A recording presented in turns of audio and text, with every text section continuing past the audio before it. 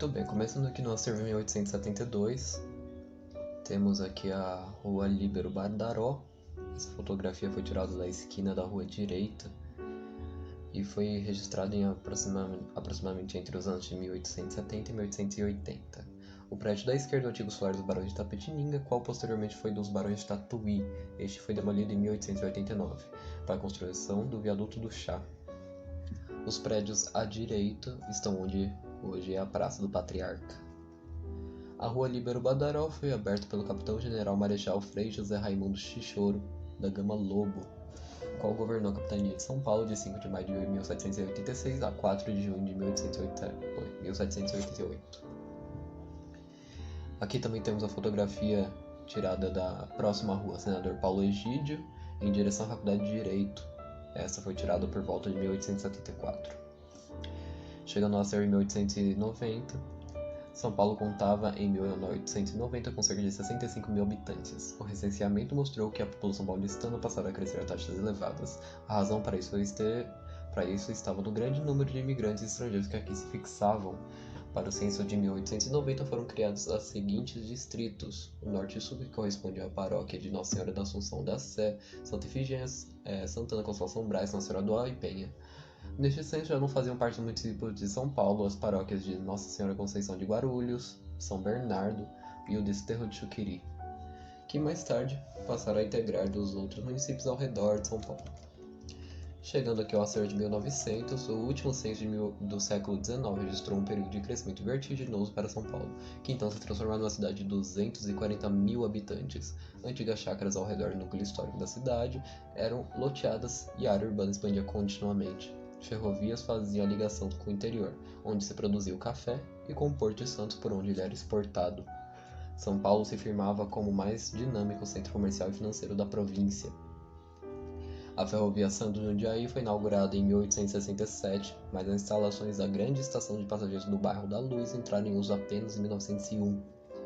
Em 1891 aconteceu a inauguração da Avenida Paulista, projetada pelo engenheiro Joaquim Eugênio de Lima. Sua grandeza na época já apontava para sua vocação do futuro símbolo da cidade. Foi a primeira via pública asfaltada e arborizada de São Paulo. E saiba que até 1897, quando o controle do viaduto já passou para o poder público, era cobrado pedágio de 3 vinténs por pessoa que o atravessasse. Naquela época havia uma guarita onde ficavam os funcionários responsáveis por essa cobrança. Com isso, ficou conhecido como o Viaduto dos 3 vinténs. Chegando aqui ao acervo de 1920, temos a fotografia tirada entre a rua Florencio de Abreu e São Bento, em direção ao viaduto Santa Efigênia, por volta de 1920.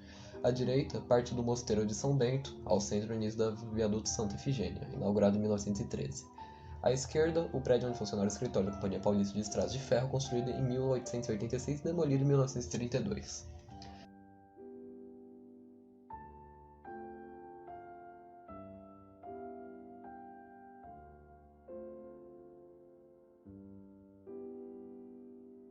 Chegando ao acervo de 1940, temos a Revolução Constitucionalista e a frase "És paulista? Ah, então tu me compreendes. Trazes como eu o luto na tua alma e lâminas de fel no coração", dizia este poema distribuído nas ruas, para lutar contra Getúlio Vargas. Mais de 40 mil pessoas se mobilizaram. Após 3 meses de conflito e mais de 600 baixas, os rebeldes acabaram se rendendo. Este daqui é um flagrante de uma São Paulo ainda pacata. Isso torna-se ainda mais impressionante por ter sido registrado na hoje movimentada Praça Marechal Deodoro, no centro. A renomada repórter fotográfica alemã Hildegard Rosenthal fez a imagem em 1940, como parte de seu estudo sobre carregados de serviços na capital. Eram profissionais como um engraxate, vendedor de jornais e, neste caso, um entregador de leite, com seu então moderno caminhãozinho. Figura que, a partir dos anos 50, desapareceu do cenário urbano. Tivemos também aqui em 24 de abril de 1936 a inauguração do aeroporto de Congonhas.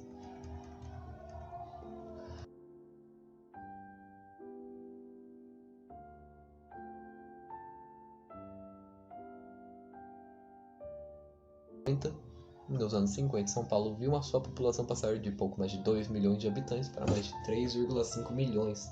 O dinamismo da economia refletia-se no então aumento da população. A cidade crescia impulsionada pelo movimento de expansão do setor industrial. As correntes migratórias respondiam por grande parte do crescimento demográfico e eram geradas especialmente na região Nordeste, trazendo mais e mais pessoas atraídas pela possibilidade real de incorporação dos recém-chegados ao mercado de trabalho, seja nas fábricas ou na construção civil. Na segunda metade da década, a indústria automobilística tornou-se um motor de crescimento econômico, com as novas fábricas instaladas nos municípios vizinhos ao da capital. A região ficou conhecida como o ABC.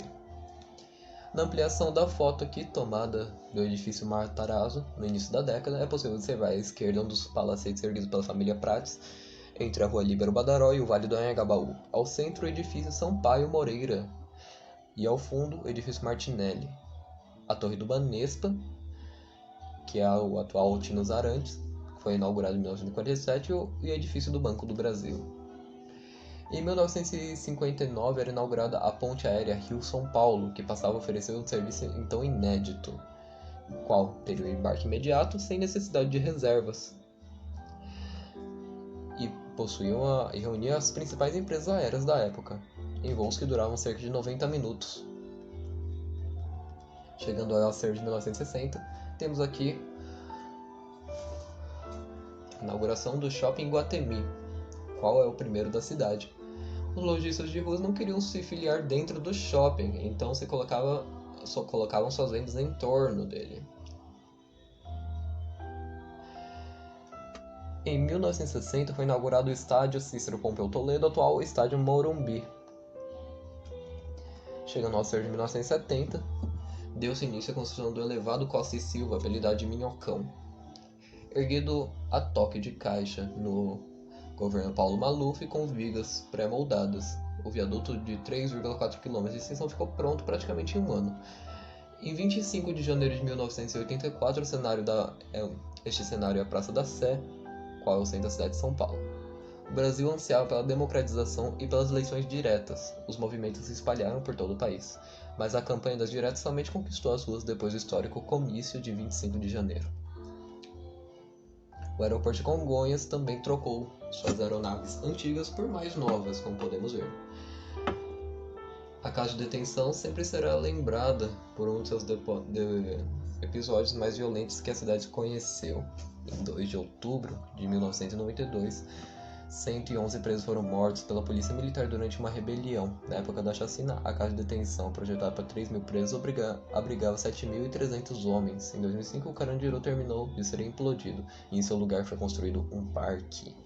Na região onde está situado o Boulevard do Anhangabaú, corria antigamente o rio Anhangabaú, que na língua tupi significa o rio onde correm espíritos de mau agouro. A reurbanização do vale, com o projeto arquitetônico de George Weah e o paisagismo de Rosa Kleis, foi concluída em 1992, cobrindo a pista de circulação de tráfego e alterando a paisagem do local.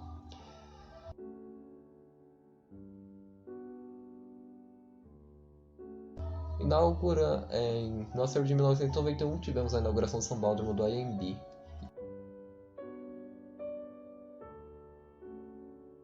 No novembro de 2000, conjunto de habitações populares autoconstruídas frequentemente em loteamentos de periferia irregular e desprovidos de infraestrutura, podemos ver aqui. Temos aqui um resumo da história da Estação da Luz, qual houveram 3 construções. A primeira em 1867 pela Companhia São Paulo Highway Company, a qual ficava próximo ao endereço atual.